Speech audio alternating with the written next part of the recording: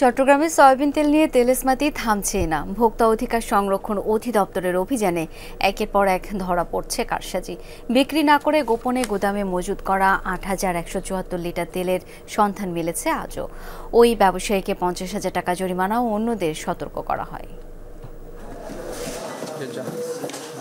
দোকানে তেল নেই, অথচ গোদামে মজুত ৮,১৭৪ লিটার তেল, যা দেখে রীতিমতো হতবাক ভোক্তা অধিকার সংরক্ষণ অধিদপ্তরের কর্মকর্তারা।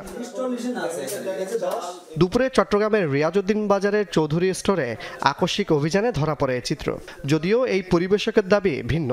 আমার যে স্টক টাকা আছে এই স্টক টাকা ভাগ করে প্রত্যেকটা এরিয়াতে আমি এটা ডিস্ট্রিবিউট করে আসি, কিন্তু ওনারা বলতেছে রিটেলারকেও দিতে হবে, হোলসেলারকেও দিতে হবে।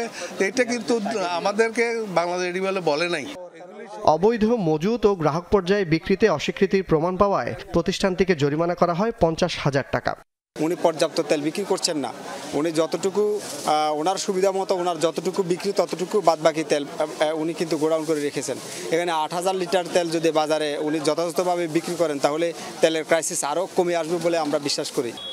আগের দিন চেরাগী পাহাড় এলাকায় শরীফ স্টোরেও ধরা পড়ে একই চিত্র। পূর্ব নির্দেশনা ও সতর্কতার পরও চট্টগ্রামের তেল নিয়ে কারসাজি থামছে না। আপনার থেকে আমি বেশি দিন নিছি, সেই জন্য রাখি দিয়েছি। তো আমার নসিব খারাপ হয়েছে, আজকে সব দিয়ে দিছি। জুবায়েত ইবনে শাহাদাত, যমুনা নিউজ, চট্টগ্রাম।